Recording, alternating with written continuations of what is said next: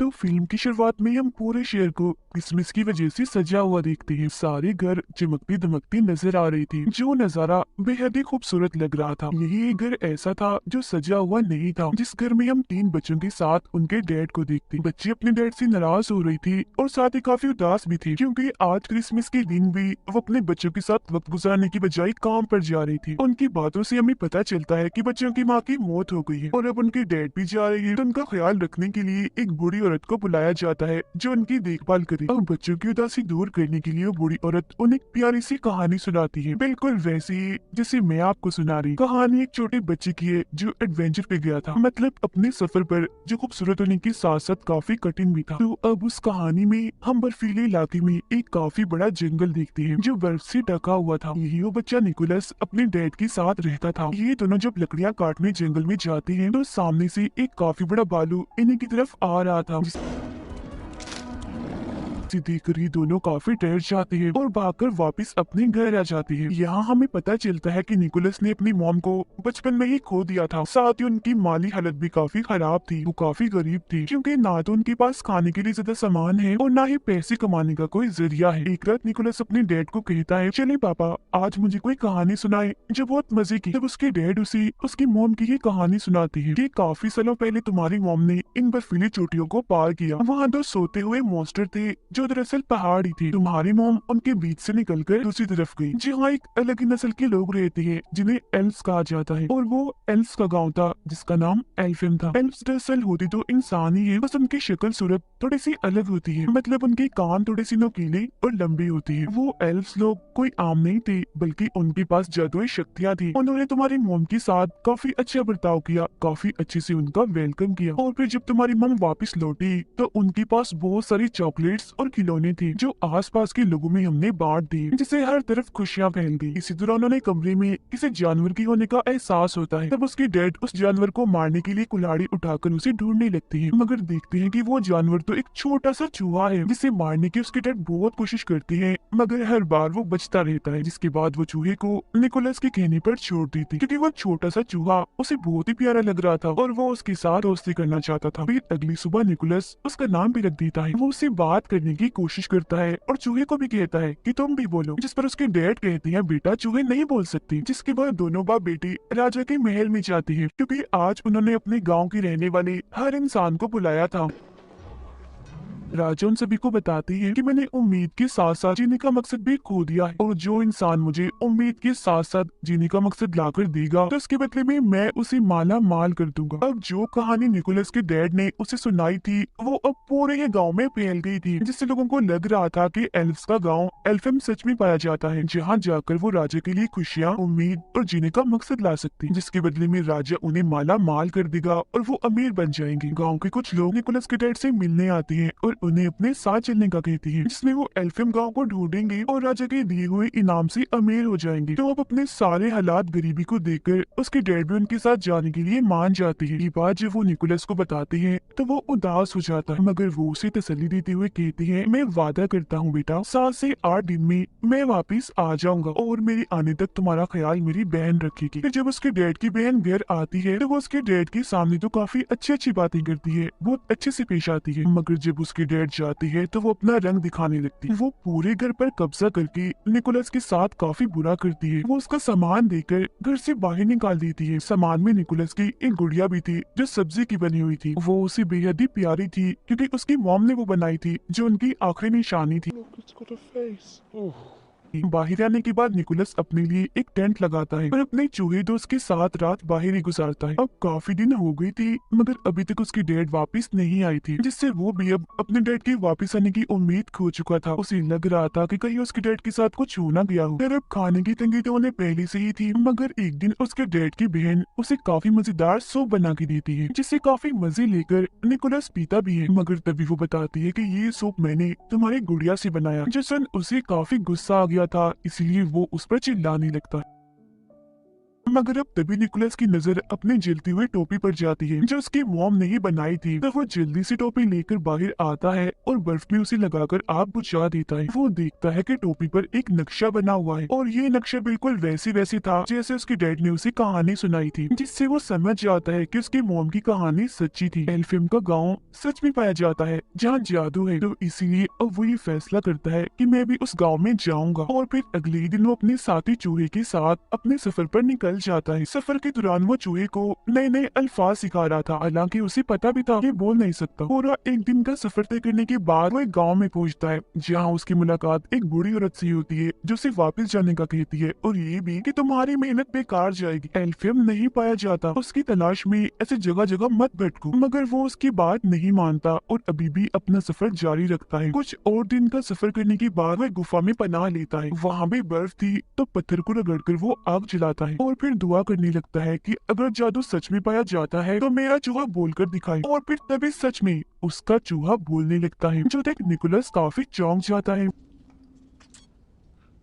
Boy, tree, ball. वो हैरान तो था ही, मगर अब उसका जादू पर पक्का यकीन बन गया था। और अब तो उसका चूहा दोस्त इतना बोल रहा था कि उसे सफर में अकेलापन महसूस नहीं हो रहा था। फिर जब ये लोग जंगल में से गुजर रही थी तो एक बारहसिंगा हिरन इन पर हमला कर देती है। तब उससे बचने के लिए निकोलस जल्दी से पेड़ पर चढ़ जाता है और ऊपर से देखता है कि उस हिरन के अंदर तो एक तीर घुसा हुआ है। जब भी तो वो इतनी बेचैन है, इसीलिए वो फौरन पेड़ से नीचे उतरकर हिरन के पास आता है। पहले वो उसे प्यार करता है और फिर उसके अंदर घुसा तीर निकाल देता है, जिससे उस हिरन को सुकून की सांस आती है, क्योंकि पहले उसे काफी दर्द हो रही थी। क्योंकि निकोलस ने उसकी जान बचाई थी तो हिरन उसे प्यार से देखती है, जिसके बाद वो यहाँ से जाने लगता है। मगर काफी आगे जाने के बाद वो देखता है कि हिरन भी उसके पीछे पीछे आ रही है। तब निकोलस उसे अपने साथ आने से मना कर देता है, कहता है मैं सिर्फ ये जानता हूँ कि मेरी मंजिल कहाँ है, मगर वहाँ जाने तक कितना वक्त लग जाएगा ये मैं नहीं जानता। तो अगर तुम हमारे साथ आओगी तो भूख से मारी जाओ। मगर वो हिरन खाने की नहीं बल्कि प्यार की भूखी थी, इसीलिए अभी भी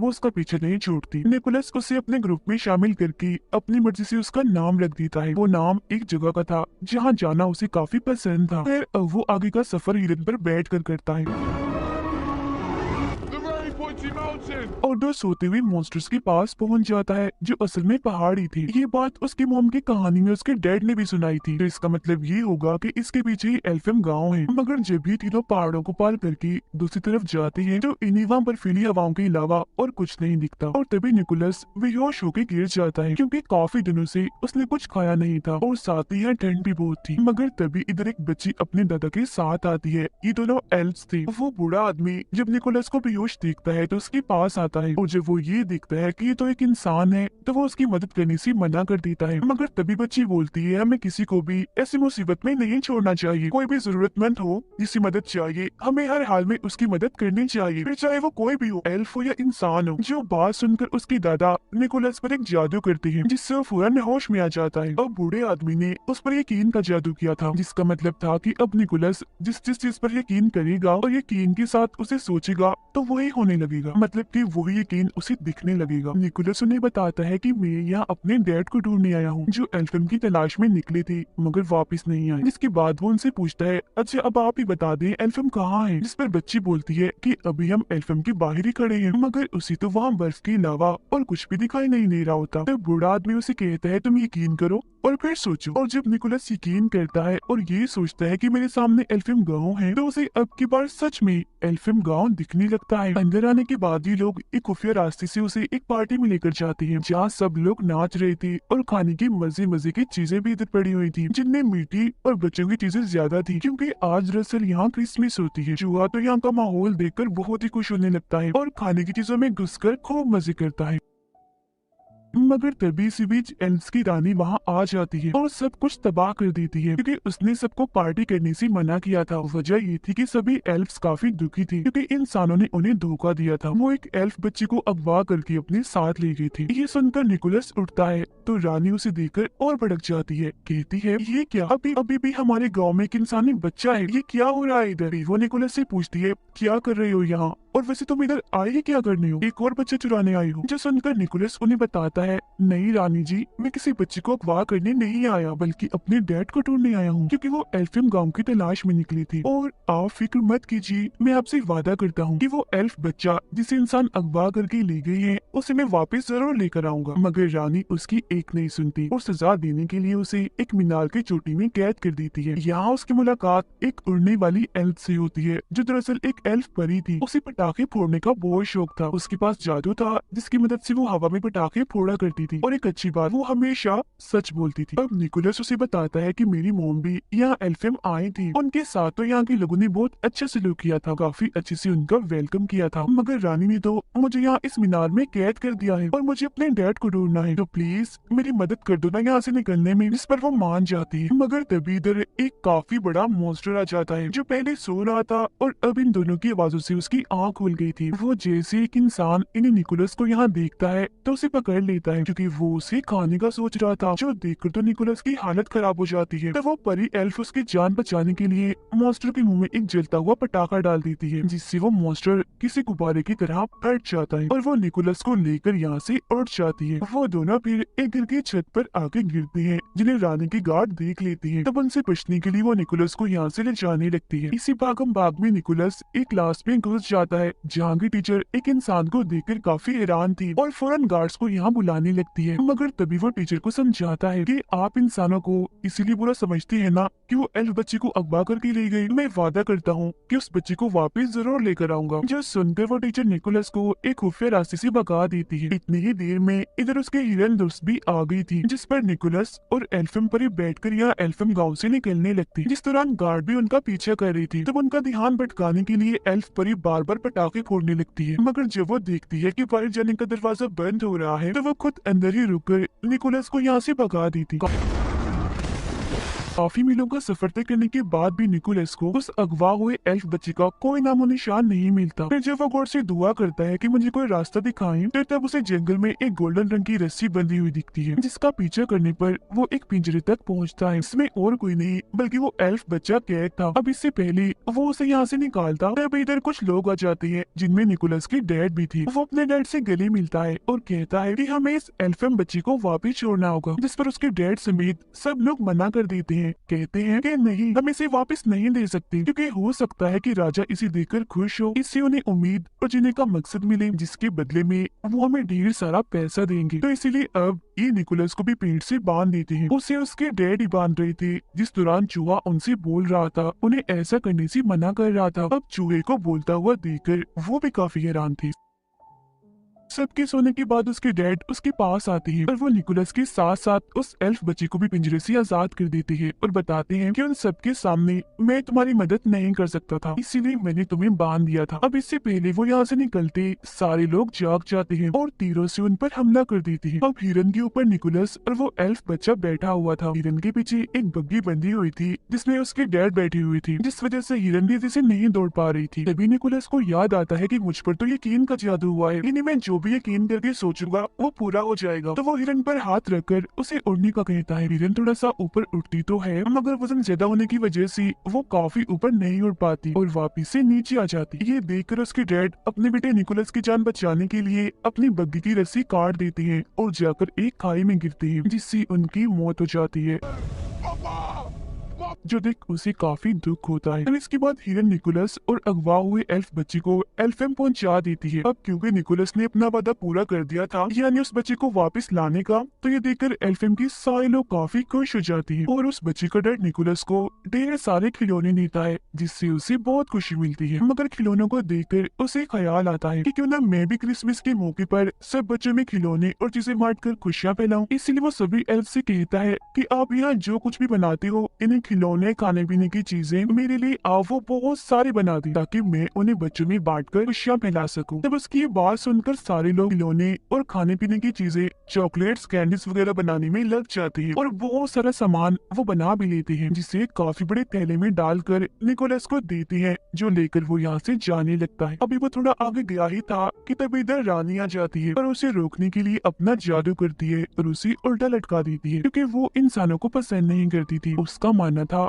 कि इंसान मतलब ही होते, मगर तभी रानी की नजर निकोलस की गले में लटके लॉकेट पर जाती है जो उसकी मॉम का था। निकोलस ये बात रानी को बताता है कि ये मेरी मॉम का है, तो वो उसे नीचे उतारती है। वो जज्बाती हो गई थी और कहने लगती है कि काफी सालों पहले तुम्हारी मॉम इधर आई थी, हम दोनों बहुत अच्छी दोस्ती थी, मगर जब वो यहाँ से गई तो बहुत सारे खिलौने और चॉकलेट लेकर गई। साथ ही जाने से पहले उन्होंने ये वादा किया था कि मैं वापस आपसे मिलने आती रहा करूंगी, मगर आज काफी साल हो गई है वो कभी भी नहीं आई। जिस पर निकोलस बताता है कि वो आती जरूर, मगर जब मेरी मॉम यहाँ से गई एक बीमारी की वजह से उनकी मौत हो गई। ये सुनकर रानी समेत सभी लोग काफी हैरान और दुखी हो गई थी। रानी को यकीन आ गया था कि सब इंसान एक जैसे नहीं होते, मतलब अगर इंसान बुरे होते हैं तो उनमें से कुछ अच्छे भी होते, इसीलिए वो उसे तोहफे से भरा हुआ थैला ले जाने देती है। निकोलस चीजों से भरा थैला लेकर हिरन पर बैठता है और उड़ जाता है और सीधा आता है राजा के महल में, जहाँ राजा काफी उदास थे। वो राजा को खिलौनों की सूरत में खुशी और उम्मीद की किरण दिखाता है, जिसके बाद राजा और निकोलस हिरन पर बैठकर सब बच्चों के घर जाते हैं और उनके पास खिलौने